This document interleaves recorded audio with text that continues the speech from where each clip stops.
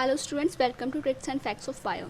सो जो आज हम चैप्टर पढ़ने वाले हैं उसका नाम है लोकोमोशन एंड मूवमेंट। ठीक है, काफ़ी इंपॉर्टेंट चैप्टर है ये नीट पॉइंट ऑफ व्यू से भी, और आपके स्कूल में भी काफ़ी इंपॉर्टेंट रहता है ये। इसमें जो टॉपिक्स हैं वो पहले देख लीजिए। पहले हम पढ़ेंगे what is locomotion and movement. Second जो हम पढ़ेंगे लोकोमोटिव स्ट्रक्चर, ये जो टॉपिक है इसमें नीट में से क्वेश्चन आ जाता है। थर्ड हमें पढ़ना है टाइप्स ऑफ मूवमेंट। ठीक है, देन फोर्थ हमारे पास है टाइप्स ऑफ मसल। देन हमारे पास है स्केलेटल मसल। स्केलेटल मसल का स्ट्रक्चर पढ़ेंगे, उसका मैकेनिज्म देखेंगे, कैसे कॉन्टैक्ट करती है, कैसे रिलैक्स करती है। उसके बाद हम स्लाइडिंग फिलामेंट थ्योरी से ये पूरा कॉन्सेप्ट समझने की कोशिश करेंगे। ठीक है, नेक्स्ट है हमारे पास स्केलेटल सिस्टम, सारी बोन्स के बारे में हम पढ़ेंगे यहाँ पे। Then next is joints and the last topic is disorders. तो डिसऑर्डर्स में भी से भी नीट में काफ़ी क्वेश्चन आ जाते हैं। ठीक है, तो बेसिकली एक इम्पॉर्टेंट चैप्टर है, आगे ध्यान से देखना, कोशिश करेंगे इसको जल्दी ख़त्म करने की। लोकोमोशन एंड मूवमेंट होता क्या है, पहला टॉपिक हमारा ये है। तो बेटा मूवमेंट क्या है कि मूवमेंट कुछ भी हो सकता है, बस डिस्प्लेसमेंट नहीं होना चाहिए। ठीक है, मतलब किसी भी बॉडी को अगर आप यहाँ पे आपकी बॉडी है, आप अगर इसको चेंज करके यहाँ पे लेके जाते हैं, सो दिस इज़ लोकोमोशन। ठीक है, बट आप यहाँ पे खड़े खड़े अपने हाथ मूव कर रहे हैं, अपने पैर मूव कर रहे हैं, अपनी आँखों को घुमा रहे हैं, या फिर अपनी ज़ुबान से कुछ बोल रहे हैं, so these all are movements. ठीक है, तो लोकोमोशन में डिस्प्लेसमेंट का होना ज़रूरी है, बट मूवमेंट में ऐसी कोई शर्त नहीं है। ठीक है, मूवमेंट में कोई भी डिस्प्लेसमेंट नहीं होता है। आप अपना हाथ हिला रहे हैं, मैं अपना हाथ हिला रही हूँ, so this is just only a movement. ठीक है, बट मैं इस जगह से इस जगह पे मूव करूँगी तो ये हमारा लोकोमोशन हो जाएगा। ओके, तो इसमें ये एग्जांपल दे रखे हैं, streaming of protoplasm in unicellular organism, movement of cilia and flagella, movement of limbs, jaw and eyelids, जैसे हम करते हैं। ठीक है, उसके बाद लोकोमोशन मैंने आपको बता दिया कि जिसमें डिस्प्लेसमेंट का होना बहुत ज़रूरी है। आपने एक जगह से दूसरी जगह चल के आप गए, ठीक है, तो ये आपका लोकोमोशन हो गया। तो यही डिफरेंस है लोकोमोशन लोकोमोशन एंड मूवमेंट में। सो इसके एग्जाम्पल देख लीजिए, walking, running, flying, swimming etcetera. ठीक है, ये इसके एग्जाम्पल्स हैं। नेक्स्ट टॉपिक तरफ मूव करते हैं जो कि है लोकोमोटिव स्ट्रक्चर। तो पैरामीशियम में जो लोकोमोटिव स्ट्रक्चर है वो होता है सीलिया। हाइड्रा में टेंटिकल से मूव करता है वो, ह्यूमंस अपने लिम्ब से लोकोमोट करते हैं, अमोइबा स्यूडोपोडिया से। ठीक है, ये आप वीडियो में देख लीजिए कि किस तरह से ये मूव कर रहे हैं।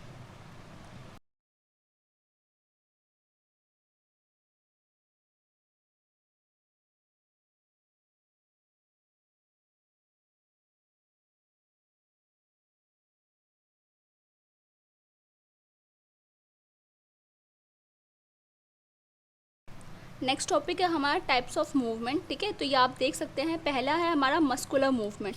जो भी मूवमेंट मेरी मसल की हेल्प से हो रही है, ठीक है, मैं बोल पा रही हूँ तो मेरी जो टंग है वो एक मसल है, तो मेरी मसल मूव कर रही है। ठीक है, मैं इधर उधर देख रही हूँ तो मेरी आइज़ के पास जो मेरी आइज़ की मसल है उसकी वजह से मूवमेंट हो रहा है। ठीक है, मैं अपना हाथ चला रही हूँ, यहाँ पे मसल्स की वजह से मूवमेंट हो रहा है। तो जो भी मूवमेंट मसल की वजह से होगा उसको मस्कुलर मूवमेंट कहेंगे हम। ठीक है, इसके एग्जाम्पल हैं लिम्स, टंग, जॉ एक्सेट्रा। ठीक है, अब सीलियरी मूवमेंट की बात करते हैं। तो ये जो सीलियरी मूवमेंट है ये सीलिया की हेल्प से होता है, जैसे कि ट्रैकिया एंड फ्लोपियन ट्यूब में होता है। तो आपने एनिमल टिश्यू में देखा होगा, हमारे पास ये सीलिएटेड एपिथेलियम सेल्स जो होते हैं, ये जो सेल्स जिनके ऊपर सीलिया लगा होता है, ये क्या काम करते हैं, यहाँ पे कोई भी फूड पार्टिकल है तो इसको मूवमेंट में हेल्प करेंगे, इसको धक्का दे सकते हैं, इधर भी कहीं पे मूव कर सकते हैं। ठीक है, ट्रैकिया का एग्जाम्पल दे रखा है, तो ये आपका ट्रैकिया है, यहाँ पे आपका सीलिएटेड एपिथेलियम है। तो यहाँ पे कोई भी डस्ट पार्टिकल आता है तो ट्रैकिया इसको बाहर निकाल सकता है, सीलिया जो है इस डस्ट पार्टिकल को थ्रो बैक कर सकते हैं ट्रैकिया से। तो आपका सीलियरी मूवमेंट ट्रैकिया में देखने को मिलता है। एंड सेकंड जो है वो आप यहाँ पे फेलोपियन ट्यूब में देख सकते हैं सीलियरी मूवमेंट। ये आपका फेलोपियन ट्यूब है। ठीक है, ये आपके फिम्ब्रे हैं, यहाँ पे एम्पुला है, देखिए यहाँ पे ओवरी है, यहाँ से ओवम आया, फिम्ब्रे ने कैच किया। अब ये जो ओवम है आपका, ये क्या है, ये है नॉन मोटाइल स्ट्रक्चर। लेकिन इसको पहुँचना कहाँ पे है, इसको तो पहुँचना है एम्पुला तक, फर्टिलाइजेशन करनी है तो एम्पुला तक आना पड़ेगा। बाकी स्पर्म यहाँ से मूव करके एम्पुला तक पहुँच जाएगा, उसके बाद ही फर्टिलाइजेशन हो जाएगी। बट ये तो नॉन मोटाइल है, मूव ही नहीं कर सकता। तो बेसिकली यहाँ पे जो सेल्स होते हैं इनके पास लगा होता है सीलिया। तो सीला की हेल्प से ये ओवम ऊपर तक एम्पुला तक मूव कर पाता है, ठीक है। तो आप सीलरी मूवमेंट अपने बॉडी में फेलोपियन ट्यूब में और ट्रैकिया में देख सकते हैं। इसके 2 एग्जाम्पल यहाँ पे दे रखे हैं। उसके बाद है एमोबॉइड मूवमेंट। बेसिकली जो मूवमेंट सीडोपोडिया की हेल्प से होती है। अमोइबा का मूवमेंट मैंने आपने देखा होगा अभी वीडियो में कि वो कैसे अपने साइटोप्लाज्म को मूव करके आगे बढ़ता है। जिस शेप का उसका साइटोप्लाज्म होता है उसी तरह की उसकी शेप बन जाती है, ठीक है। तो जो हमारे WBC होते हैं, मैक्रोफेजेस एंड ल्यूकोसाइट, ये भी कुछ ऐसे ही होते हैं। एक बार देख लीजिए, ये आपकी ब्लड वेसल है, ठीक है। ये ब्लड वेसल है, इसमें ब्लड है। अब ये ब्लड बहुत सारा ऑक्सीजन कैरी करके लेकर आया और इसको सेल को देना है, ठीक है। तो कैसे देता है, यहाँ से निकलता है इंटरस्टिशियल फ्लूइड,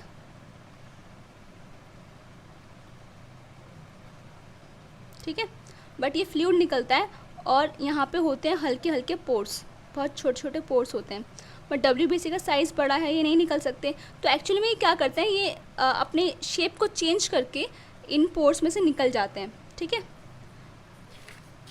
तो बेसिकली WBC आपका डायापेडेसिस करके आपके ब्लड वेसल में से निकल जाते हैं, ठीक है। तो ये इसका एग्जांपल दे रखा है। उसके बाद बात करते हैं फ्लैजुलर मूवमेंट की। तो फ्लैजुलर मूवमेंट वो है जो कि फ्लैजुला की हेल्प से होता है, ठीक है। ह्यूमन का स्पर्म आपने देखा होगा, वो फ्लैजुला की हेल्प से मूव करता है। उसके बाद आपने देखा होगा प्रोटोजोअन्स में यूग्लिना का एग्जांपल ले सकते हैं। यूग्लिना के पास आपने देखा था 2 फ्लैजुला होते हैं, एक लॉन्ग फ्लैजुला, एक शॉर्ट फ्लैजुला। तो जो यूग्लिना है वो आपका फ्लैजुला की हेल्प से मूव करता है, ठीक है। तो उसको बोलेंगे हम फ्लैजुलर मूवमेंट। नेक्स्ट टॉपिक देख लेते हैं अपना, जो कि है टाइप्स ऑफ मसल। अब मसल को बहुत सारी कैटेगरी में हम डिवाइड कर सकते हैं अलग अलग बेसिस पे, लेकिन यहाँ पे जो हमने डिवाइड किया है वो किया है based on their location.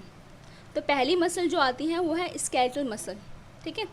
Skeletal muscle पहली बात तो होती है स्ट्राइएटेड।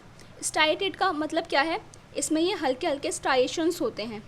अब ये स्ट्राइएशंस कैसे बनते हैं, क्यों होते हैं, ये सारा आप लेक्चर के आगे देखेंगे, ठीक है।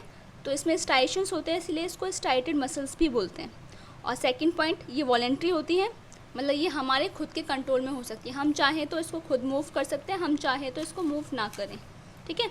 हमारा बस चलता है इस वाली मसल पे। So these are voluntary muscles. उसके बाद बात करेंगे हम सिलिंड्रिकल होती हैं ये इनका स्ट्रक्चर, एंड अनब्रांच्ड होते हैं, ठीक है। ये सिलिंड्रिकल है, यहाँ पे देख सकते हैं, एंड इसमें कोई भी ब्रांचिंग नहीं है। बेसिकली मैंने यहाँ पे 3 स्केलेटल सेल्स बनाए हैं। स्केलेटल सेल, सिंगल सेल ये है, बाकी ये पूरा मिला के मसल बनाया है, ठीक है। उसके बाद ये मल्टी न्यूक्लिएटेड होती हैं, ये इम्पॉर्टेंट पॉइंट है। इसमें आपको एक ही मसल सेल में बहुत सारी न्यूक्लियस देखने को मिल जाएंगे। उसके बाद ये इन्वॉल्व होती हैं लोकोमोटरी एक्शन में और बॉडी के पोस्चर चेंज करने में। हमें पता है ये जो मसल हैं बेसिकली स्केलेटल मसल, ये हमारे स्केलेटल सिस्टम के साथ एसोसिएटेड हैं, ठीक है, हमारी बोन्स के साथ एसोसिएटेड हैं। तो जब जब हमारी बोन जो मूव करेगी वो इन्हीं मसल्स की वजह से मूव करेगी, ठीक है। तो जो हम लोकोमोशन करते हैं तो ऑब्वियसली हम मसल और बोन की हेल्प से लोकोमोट कर पाते हैं। तो बॉडी पोस्चर चेंज करना और लोकोमोशन करना ये सारा इन्हीं मसल्स की वजह से पॉसिबल हो पाता है, ठीक है।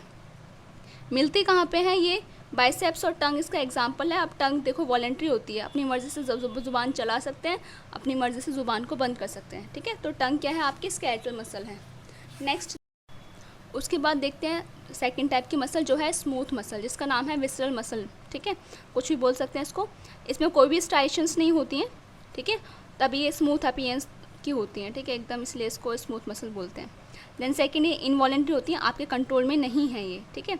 अब आप बताइए, आपका जो डाइजेस्टिव सिस्टम है एलिमेंट्री कैनाल से लेके एनस तक, तो वो आपके कंट्रोल में नहीं है ना। आप नहीं तय कर सकते कि पेरिस्टालसिस कब होना है और पेरिस्टालसिस कब नहीं होना, वो हमारे उसमें नहीं है कंट्रोल में। So these are involuntary muscles. उसके बाद इसका जो शेप होता है वो स्पिंडल शेप होता है, ठीक है, फ्यूजिफॉर्म शेप भी बोलते हैं इसको। और इसमें एक ही न्यूक्लियस होता है, यूनिन्यूक्लिएटेड है। उसके बाद ये इन्वॉल्व होते हैं transportation of food through digestive track and gamete transportation through genital track. तो बेसिकली डाइजेस्टिव ट्रैक में जो भी हमारा पेरिस्टालसिस वगैरह होता है ये हमारे कंट्रोल में नहीं होता, वो सारी स्मूथ मसल्स हैं, ठीक है। अब ये होती कहाँ पे है, found in inner walls of hollow visceral organs. तो ये आपके जितने भी हॉलो विसरल ऑर्गन्स हैं वहाँ पे मिलती हैं। एक बार ये देख लीजिए, ये आपका स्टमक है, ठीक है। अगर मैं इसको यहाँ से कट कर दूँ तो मुझे क्या दिखाई देगा, अंदर एक हॉलो खाली जगह, उसके बाद मुझे यहाँ पे इसका एपिथेलियम लगा हुआ दिखाई देगा, ठीक है। एपिथेलियम होता है, ये आपने पढ़ रखा है। उसके बाद यहाँ पे एक कनेक्टिव टिश्यू की लेयर होगी, ठीक है। उसके बाद आपका एक मसल आएगी और बाहर एक और एपिथेलियम की लेयर होगी। आपने ये पढ़ भी रखा होगा डाइजेस्टिव सिस्टम में कि जो सबसे अंदर वाली होती है उसको म्यूकोसा बोलते हैं, सेकंड वाली को सब म्यूकोसा बोलते हैं, एंड जो मस्कुलरिस है इसके बाद आपकी सीरोसा लेयर है, ठीक है। तो बेसिकली ये जो मस्कुलरिस हम देख रहे थे डाइजेस्टिव ट्रैक्ट में, ये मस्कुलरिस क्या है? ये मसल की ही तो बनी हुई है। कौन सी मसल? स्मूथ मसल, जो कि हमारे कंट्रोल में नहीं है। इसको कब कॉन्ट्रैक्शन देनी है कब नहीं देनी है हमारे कंट्रोल में नहीं है, ठीक है। ये अपने आप तय करेगा। तो ये inner wall of whistle organs में मिलती है। उसके बाद बात करते हैं कार्डियक मसल की। तो कार्डियक मसल जो है वो स्ट्राइटेड होती है। इसने ना दोनों की प्रॉपर्टीज़ ले रखी हैं। कुछ प्रॉपर्टीज़ स्मूथ मसल के लिए ले रखी हैं, कुछ प्रॉपर्टीज़ स्केलेटल मसल के लिए रखी हैं। तो स्ट्राइटेड है, इनवॉलेंट्री है, इस पर आपको कोई कंट्रोल नहीं है। सिंगल न्यूक्लियस होता है, सिलिंड्रिकल शेप होता है, बट ब्रांच्ड होती है ये, ठीक है। तो यहाँ पे मैंने आपका एक सेल बनाया है ये, एंड सेकेंड सेल ये है, ठीक है। और जो कार्डियक मसल है ये सिर्फ आपके हार्ट में ही मिलती है। हार्ट की मसल्स को ही कार्डियक मसल्स बोलते हैं। तो यहाँ पे इसकी 3 प्रॉपर्टीज़ आप देखेंगे। एनिमल टिश्यू में आपने ये पढ़ा होगा। जो हार्ट सेल होता है, ये हार्ट का एक सेल है, ये हार्ट का दूसरा सेल है। ये आपस में जो कनेक्टेड हैं, ये इंटरकलेटेड डिस्क से कनेक्टेड हैं, ठीक है। बट इसको जो सीमेंटिंग कर रखी है वो एक जंक्शन ने कर रखी है जिसका नाम है डेस्मोसोम्स, ठीक है। डेस्मोसोम्स जंक्शन है एंड गैप जंक्शन भी एक जंक्शन है, ठीक है। तो ये 2 सेल जो आपस में कनेक्टेड हैं, इनके बीच में इंटरकलेटेड डिस्क है। इनका जो कनेक्शन है वो डेस्मोसोम से है। बाकी इसमें है गैप जंक्शन। गैप जंक्शंस क्या होते हैं? कुछ टनल्स होती हैं ताकि इसका साइटोप्लाज्म इस वाले सेल के साइटोप्लाज्म में भी मूव कर सके, ठीक है। तो ये इसकी कुछ प्रॉपर्टीज़ हैं। उसके बाद बात करते हैं मसल सेल की प्रॉपर्टीज़ क्या होती है। मसल सेल को कैसा होना चाहिए, ठीक है। मतलब वो क्या क्या प्रॉपर्टीज़ शो करता है, क्या क्या कर सकता है, क्या क्या नहीं कर सकता। तो पहली जो प्रॉपर्टी है वो है एक्साइटेबिलिटी। तो मसल और न्यूरॉन्स जो होती हैं वो एक्साइटेबल सेल्स हैं, ठीक है। बेसिकली ये डीपोलराइज हो सकते हैं। अब डीपोलराइजेशन का मतलब क्या होता है? देखिए, ये आपकी बॉडी का कोई भी सेल है, अगर ये अपने अंदर बहुत सारा सोडियम एंटर करवा लेता है तो इसको बोलेंगे हम डीपोलराइजेशन हो चुकी है इस सेल में, ठीक है। जैसे ही किसी सेल में बहुत सारा सोडियम एंटर करता है तो वो वाला सेल डीपोलराइज हो जाता है, और जो भी सेल डीपोलराइज होता है उसको हम एक्साइटेबल सेल्स बोलते हैं। तो हमें पता है न्यूरॉन्स के अंदर डीपोलराइजेशन हो जाती है, बट हमारी मसल्स के अंदर भी डीपोलराइजेशन हो जाती है, ठीक है। ये सिग्नल जनरेट कर सकते हैं। तो बेसिकली आपका जो मसल है उसको सिग्नल कहाँ से मिलेगा? उसको सिग्नल मिलेगा आपकी न्यूरॉन से।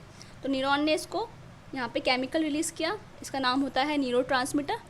उसके बाद ये केमिकल की वजह से बहुत सारा सोडियम इस मसल सेल के अंदर चला गया। तो कहने का मतलब यहाँ पे ये डीपोलराइजेशन हो गई मसल सेल के अंदर।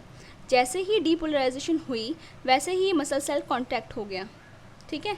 तो इसीलिए मसल सेल की पहली प्रॉपर्टी है कि वो एक्साइटेबल होता है, ठीक है। Excitability is the property. दूसरी प्रॉपर्टी है कॉन्ट्रैक्टिबिलिटी। तो हम पता है कि मसल सेल कॉन्ट्रैक्ट हो सकता है, ऑफ कोर्स हो सकता है, कॉन्ट्रैक्शन तो कर सकता है मसल सेल। तो उसकी सेकंड प्रॉपर्टी है कॉन्ट्रैक्टिबिलिटी। देन थर्ड प्रॉपर्टी है इलास्टिसिटी। तो इलास्टिसिटी क्या है? कितना भी आप उसको कॉन्ट्रैक्ट कर लो, कितना भी उसको एक्सटेंड कर लो उसको, लेकिन वो अपनी ओरिजिनल शेप में वापस आ ही जाता है। जैसे रबर बैंड की तरह वो कितना भी आप उसको कर लो बट वो अपनी ओरिजिनल शेप में वापस आ जाएगा। तो बेसिकली जो मसल सेल है वो इलास्टिक भी होता है। देन लास्ट प्रॉपर्टी है एक्सटेंसिबिलिटी। कहने का मतलब है मसल सेल जो है वो स्ट्रेच भी कर सकता है। यहाँ पे मसल सेल कॉन्ट्रैक्ट कर रहा था बट मसल सेल स्ट्रेच भी कर सकता है, ठीक है, अप टू अ लिमिट। तो ये कुछ 4 प्रॉपर्टीज़ थी मसल सेल की। आज के लेक्चर में इतना ही, बाकी टॉपिक्स नेक्स्ट लेक्चर में कवर करेंगे। Thank you.